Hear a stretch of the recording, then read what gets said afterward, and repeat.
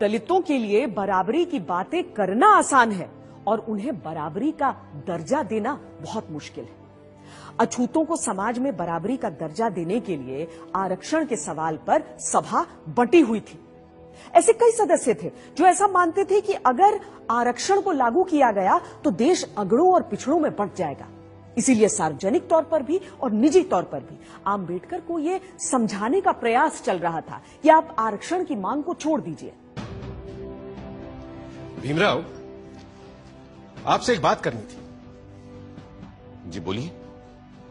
आपने तो देखा ही है सभा में कितने लोग सरकारी नौकरियों में आरक्षण का विरोध कर रहे हैं। अब अगर शेड्यूल कास्ट और शेड्यूल ट्राइब वालों को आरक्षण दिया गया तो आप तो जानते ही हैं फिर सिख, ईसाई, पारसी, मुसलमान कोई पीछे नहीं रह जाएगा। हाँ, मगर सिख, ईसाई, पारसी, मुसलमान या किसी और का मुकाबला अनुसूचित जनजातियों के साथ नहीं हो सकता। ये सारी जातियां पैसे वाली भी हैं और सोशली सिक्योर्ड भी। ठीक बात है, पर अगर एक बार आरक्षण का दरवाजा खुल गया तो देखिएगा सभी लोग अपना हक मांगेंगे और हिंदुओं के लिए सरकारी नौकरियों में जगह नहीं बचेगी, जबकि संख्या में वो सबसे ज्यादा है। आप चाहते क्या हैं? सिर्फ मैं ही नहीं, सरदार पटेल भी यही चाहते हैं कि हो सके तो संविधान में आरक्षण की बात ही हटा दी जाए। मेरे रहते संविधान से आरक्षण नहीं हटने वाला, चाहे आप कितना भी जोर लगा लें मुंशी जी। पर कोई रास्ता तो हो सकता है ना? हाँ, एक रास्ता है। मैं ही हट जाता हूं संविधान की ड्राफ्टिंग कमेटी से। अरे फिर आप लोग जैसा चाहें वैसा संविधान बना लीजिएगा। सुनिए भीमराव, भीमराव सुनिए तो। डॉक्टर आंबेडकर को लगा कि जिन दलितों की लड़ाई वो लड़ रहे हैं, अगर उनको ही जीने का अधिकार नहीं दिला पाए तो फिर संविधान सभा में रहने का फायदा क्या है।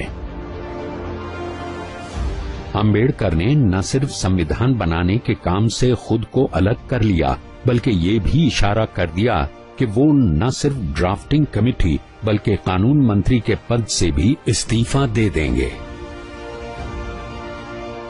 इससे ऐसी खलबली मची कि आंबेडकर को मनाने खुद सरदार पटेल उनके घर पहुंच गए।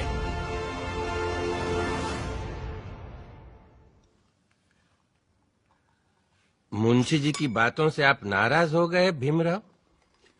लेकिन वो तो आपकी बात लेकर आए थे मेरे पास, इसीलिए मैंने कहा कि मैं ही ड्राफ्टिंग कमेटी से हट जाता हूं।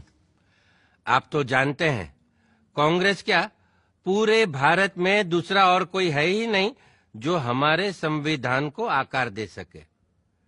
खुद बापू भी यही कहा करते थे। लेकिन आप उनकी बात मानते कहां हैं पटेल जी? गांधी जी पिछड़ों को रिजर्वेशन देने की मेरी तजवीज से सहमत थे।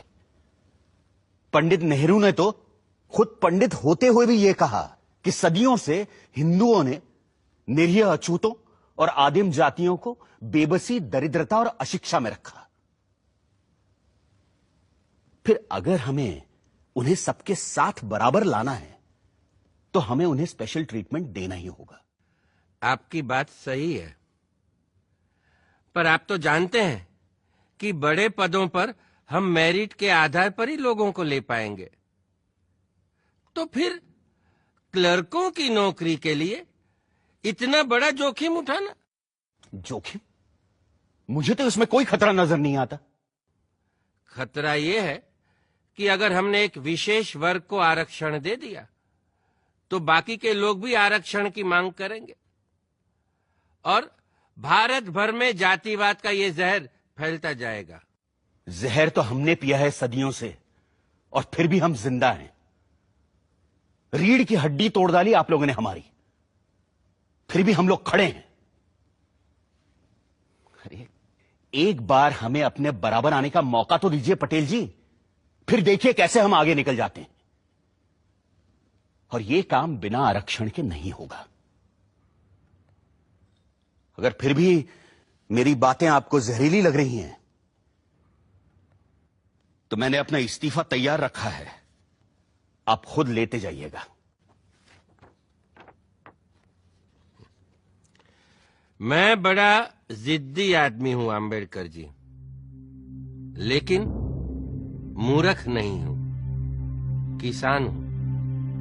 देखकर ही बता सकता हूं कि कौन सा बीज कल मुझे अच्छी फसल देगा।